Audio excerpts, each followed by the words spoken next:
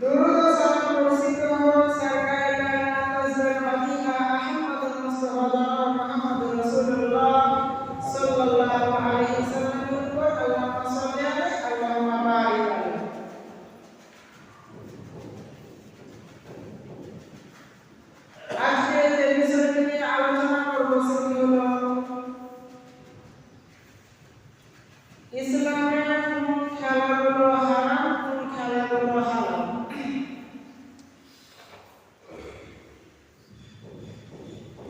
আমরা জানবো যে আমরা মুহাম্মদ সাল্লাল্লাহু আলাইহি ওয়াসাল্লামের উম্মত। যতগুলো নবী এসেছিল সবচাইতে দামি নবী, সবচাইতে উত্তম নবী হলো মুহাম্মদ সাল্লাল্লাহু আলাইহি ওয়াসাল্লাম। তার উম্মত হলাম আমরা। তো মানুষটা যেরকম দামি ছিল আমাদেরকেও ওই মতো দামি হতে হবে। আমাদের চরিত্রটা যেন ওনার মতো হয়।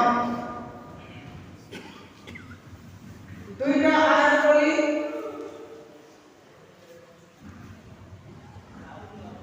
আল্লাহ কোরআন পাকের ভিতরে বলেছেন, ওয়ামা আতাকুমুর রাসূলু ফাখুযুহু ওয়ামা নাহাকুম আনহু ফান্তাহু। আল্লাহ বলছেন যে রাসূল তোমাদেরকে যা দিয়েছেন তা তোমরা গ্রহণ করো, আর রাসূল যেটা নিষেধ করেছে সেটা থেকে তোমরা দূরে থাকো, ওটা পরিহার করো। একটা সূরা নিসার 14 নম্বর আয়াত আল্লাহ বলছেন, ওয়া মান ইয়াসিল্লাহা ওয়া রাসূলাহু ওয়া ইয়াতাআদ্দা হুদুদাহু ইউদখিলহু নারান খালিদান ফিহা ওয়া লাহু আযাবুন মুহিন। আল্লাহ এবং তার রাসূলকে যারা অমান্য করলো, আল্লাহ ও তার রাসূলের যারা নাফরমানি করলো, সীমা লঙ্ঘন করলো, আল্লাহ বলছেন আমি তাদেরকে জাহান্নামের আগুনের ভেতরে দেব। ওয়ালাহু আযাবুন মুহিন, এবং তাদের জন্য কষ্ট যন্ত্রণাদায়ক শাস্তি হবে যারা আল্লাহ ও রাসূলকে অমান্য করলো। তো দুইটা আয়াত বললাম। প্রথমে বললাম আল্লাহ নবী যা আদেশ করেছে তা গ্রহণ করো, যা নিষেধ করেছে তা পরিত্যাগ করো। আর এখানে আল্লাহ ও রাসূলকে যারা অমান্য করে চলবে তাদেরকে জাহান্নামের আগুনে আল্লাহ দেবে। তো আমাদের বিষয় যে ইসলামের কোন খেলাগুলো হালাল, কোন খেলাগুলো হারাম। আল্লাহ সূরা মায়েদার ভিতরে বলেছেন, ইয়া আইয়ুহাল্লাযীনা আমানু ইন্নামাল খামরু ওয়াল মাইসিরু ওয়াল আনসাবু ওয়াল আযলামু রিজসুম মিন আমালিশ শাইতান ফাজতানিবুহু লাআল্লাকুম তুফলিহুন। আল্লাহ বলছেন যে তোমরা মদ, জুয়া, প্রতিমা, ভাগ্য নির্ণয় করা, এইগুলো থেকে তোমরা বিরত থাকো, কেননা এইগুলো সমস্ত কাজগুলি হলো শয়তানের। অতএব তোমরা এইগুলো থেকে বিরত থাকো, যাতে তোমরা সাফল্য হতে পারো, সফলকাম হতে পারো। এখানে একটা কথা বললেন যে মদের পরে জুয়া, এই জুয়া খেলাটা হলো হারাম। এবার কাবিরা গুনাহগুলো বলি। শিরক করা হলো কাবিরা গুনাহ। পিতামাতার অবাধ্য সন্তান, পিতামাতার অবাধ্য চলা হলো কাবিরা গুনাহ। মিথ্যা অপবাদ লাগা কাবিরা গুনাহ। মানুষকে অন্যায়ভাবে হত্যা করা কাবিরা গুনাহ। জুয়া লটারিতে অংশগ্রহণ করা কাবিরা গুনাহ। আরো অনেকগুলো রয়েছে, তার মধ্যে একটা হলো যে জুয়াতে অংশগ্রহণ করা হলো কাবিরা গুনাহ। আর এই জুয়া খেলাটা হলো হারাম। আল্লাহ নবী বলেছেন, মান লাইবা বিল মারদি ফাকাদ আসাল্লাহা ওয়া রাসূলা। যে পাশা খেললো, যে পাশা খেললো সে আল্লাহ ও তার রাসূলকে অমান্য করলো, আল্লাহ ও তার রাসূলের নাফরমানি করলো। এবার পাশা, ছক্কা, পাশা, লুডো, ক্যারাম বোর্ড, তাস, গেমস, যতগুলো খেলা বসে বসে রয়েছে সমস্ত খেলাগুলো হারাম।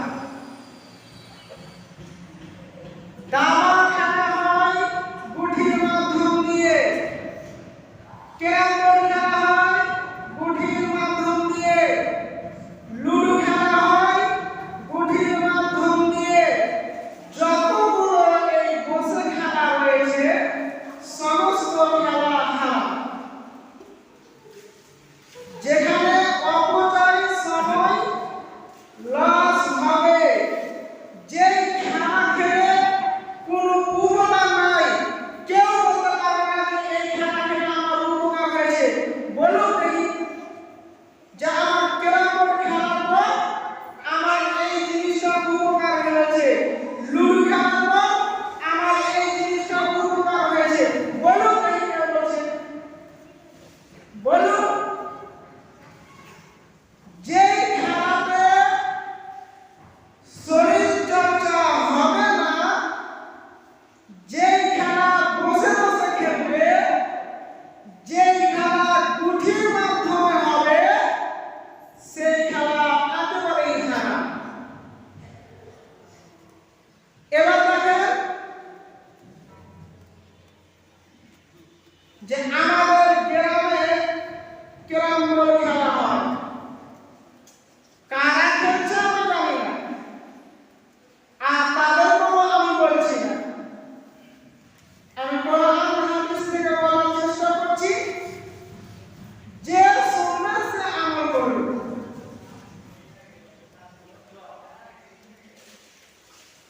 রাত জেগে যদি একটা খেলা হয় সেটা হলো ক্যারাম বোর্ড খেলা। রাতে যখন সফর করবে, এসারের পর সব জায়গার মানুষ যদি ঘুমিয়ে থাকে, কোনো কোনো জায়গায় দোকান যদি খোলা থাকে, তো সেখানে দেখবেন যে ক্যারাম বোর্ড খেলা চলছে, তাছাড়া আর কোনো খেলা হয় না। আর আল্লাহ নবী কি বলেছেন?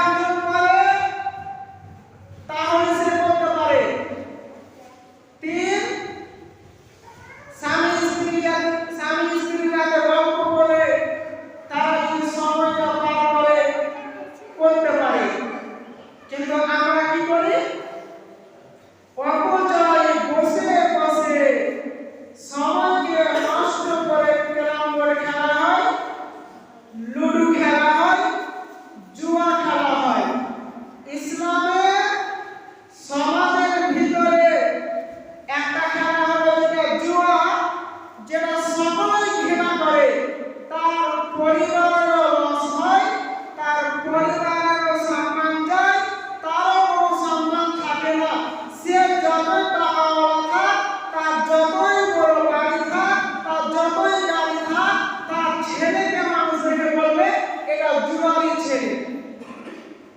তার বউকে দেখে বলবে যে এটা ওই জুয়ারির বউ। সেও যদি মারা যায় তবুও তার সন্তানদেরকে বলবে যে এই সন্তানটা ওই জুয়ারি নয়, যে পাক্কা জুয়ারি ছিল। জুয়া খেলে কোনো লাভ হয় না, সামান্য অল্প লাভ হলে বেশি ক্ষতি হয়। আর 50,000 যদি লিজ নিয়ে আসে তো কার 1 লাখ চলে যাবে, বাড়ি চলে যাবে, গাড়ি চলে যাবে, মোবাইল চলে যাবে, সে রাতে ঘুমাতে পারবে না, পরিবারে অশান্তি হবে, ছেলে মেয়ের খাবার জুটবে না, ছেলে মেয়ের পোশাক জুটবে না। সে তো জুয়া খেলে শেষ করে দিয়েছে সব। আর হাদিস আল্লাহ নবী বলছেন, মান লাইবা বিন নারদাশি কান্নামা গাসালা ইয়াদাহু ফি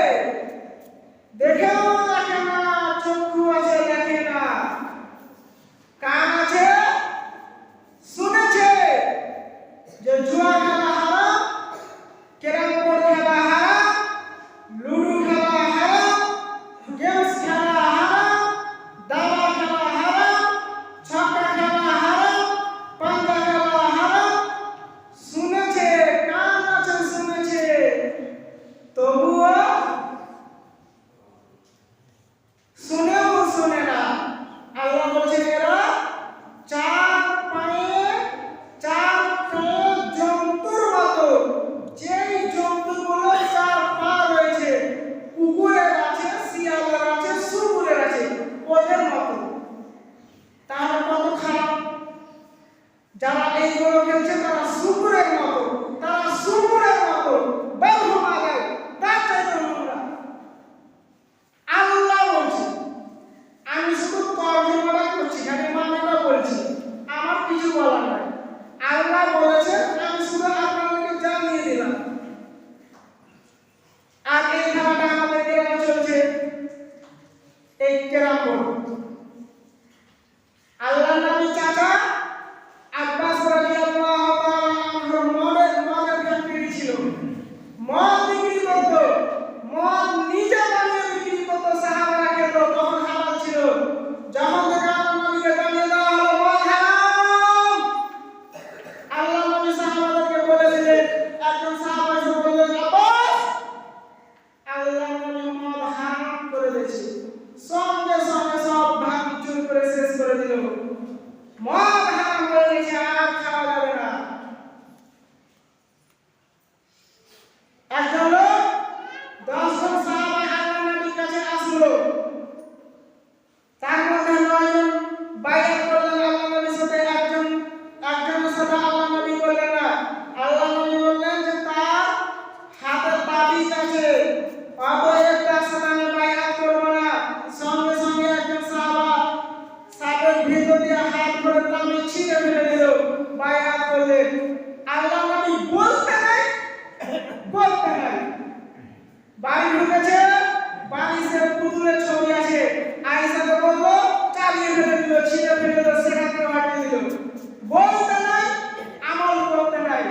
আমি যেটা বলছিলাম যে এইগুলো সমস্ত খেলাগুলো হারাম, অতএব আল্লাহ নবী বলেছেন, সাহাবারা সঙ্গে সঙ্গে আমল করেছে। ওই আল্লাহ নবীর কথা আমি এখন বলছি, তাহলে আপনারা যারা লুডু ক্যারাম বোর্ড খেলছে তারা ওই জিনিসটা ভাঙতে কেন পারবেন না? আজকে ওটা ভাঙতে হবে। লাঠি মেরে আগুন ধরিয়ে ওই ক্যারাম বোর্ডকে পুড়িয়ে দিতে হবে। থাকবে মানে ওটা জাহান্নাম যাওয়ার পথ। শয়তান আল্লাহকে চ্যালেঞ্জ করেছে, আল্লাহ তুমি আমাকে জান্নাত থেকে বের করে দিয়েছো, তোমার যতগুলো বান্দা নিয়ে যাবে সবকে জাহান্নামে নিয়ে যাবো, আমি সবকে পথ ধ্বংস করবো। নামাজ পড়বে মানে, রোজা রাখবে, সবকে আমি জুয়া লটারি মদ সবটাকে নিয়ে গিয়ে জাহান্নামে ভরবো। আল্লাহ বলছে তোকে যা ক্ষমতা দিন, তুই যদি পারিস তো পারবি, ক্ষমতা দিন, তবে কিছুগুলো বান্দাকে পারবি না। তারা এমন ভাবে নামাজ রোজা করবে, এমন ভাবে আমার ইবাদত করবে, তারা কিন্তু পথ ধ্বংস করতে পারবি না, তারা লুডুর কাছে পাবি না, তাদের ক্যারাম বোর্ডের কাছে পাবি না। আর যারাকে পেয়েছে তারাকে শয়তান হাতে করে নিয়েছে। ওই কথা আগুন জ্বালাবার কাজ, বাড়িতে ঘরে মাঠে কিভাবে আগুন জ্বালাতে হয়, শয়তানের এটাই কাজ। তো যারা এইগুলো খেলছে, আজ থেকে রাত মেরে ভেঙে দিতে হবে। আর এতগুলো শোনার পরেও যদি আমল না হয়, তাহলে আমি একটা কথা ভাবি যে আল্লাহ জাহান্নামটা বানিয়ে রেখেছি এমনি নয়। যদি শুনে যদি আমল করে নিবে সব, তাহলে তো জান্নাত চলে যাবে, জাহান্নামটা বেকার হয়ে যাবে। তা আমল করে না মানে বুঝতে পারছি যে জাহান্নামটা এমনি বানাইনি, যে আমল করবে না তো আমার না, ওই জাহান্নামে ঢোকাতে পারবে। আমি এটা ভাবি যে এতগুলো কোরআন হাদিস শোনার পর আমল হয় না মানে কি, জাহান্নামটা আল্লাহ ওই জন্যই বানিয়ে রেখেছে। আসুন মরে তো দেখো, তারপর বুঝতে পারবে। দুনিয়াতে খেলা পেলে না, ক্যারাম বোর্ড খেলতে হলো, জুয়া খেলতে হলো, আর ছোট ছেলেদেরকে মোবাইল ধরিয়ে দিয়েছে, খেল গেম খেল, খেলে যা। আর বাপ মাকেও ধরবে, মোবাইল দেওয়া, 7 বছর 8 বছর 10 বছরের মোবাইল দেওয়া ছেলেকে, ওই মোবাইলে রিলস বানিয়েছে, টিকটক বানিয়েছে, আর কত রকমের গেম। আগে 2 থাপ্পড় লাগিয়ে দিলে তাকাবে না, গেম খেলে ব্যস্ত আছে। এই বসে বসে খেলাকে হারাম করেছেন আল্লাহ নবী। যে খেলাতে শরীর চর্চা হবে না, যে খেলা খেলে কিঞ্চিত পরিমাণ উপকার নাই, সেই যতগুলো বসে খেলা আছে সব খেলাই খারাপ। আর শরীর চর্চার জন্য খেলতে হবে ক্রিকেট, ফুটবল, ভলিবল, ব্যাডমিন্টন, হাডুডু। এই খেলাগুলো খেলা যাবে শরীর চর্চার জন্য। আবার যদি এই খেলার ভিতরে টাকার সম্পর্ক থাকে তাহলে এটাও হারাম। আর বসে খেলার টাকা থাক আর না থাক ওটা হারাম, ওটা চলবে না। সময় হয়ে গেল। আল্লাহ নবী সময় 3টি খেলা খেলত। আল্লাহ নবী বলেছেন যে স্বামী স্ত্রী খেলতে পারে, তারা স্বামী স্ত্রী রান করতে পারে, দৌড় করতে পারে এবং ঘোড়া দৌড় প্রতিযোগিতাও হতে পারে যে কার ঘোড়া আগে যাবে, এবং তীর নিক্ষেপ করাটাও খেলা যেতে পারে। ওটা তীর নিক্ষেপ খেলাটা খেলে সে যুদ্ধর ময়দানে গিয়ে খেলতে পারবে, ভালোভাবে যুদ্ধ করতে পারবে। এইগুলো খেলা ওই সময় ছিল, খেলেছে। তবে হাদিসের ভিতরে যেটা আছে যে পাশা খেলা যে খেললো সে শুকুরের মাংসে হাত ডুবালো। আর পাশার সাথে এই যতগুলো খেলার কথা বললাম সব খেলা জড়িত রয়েছে।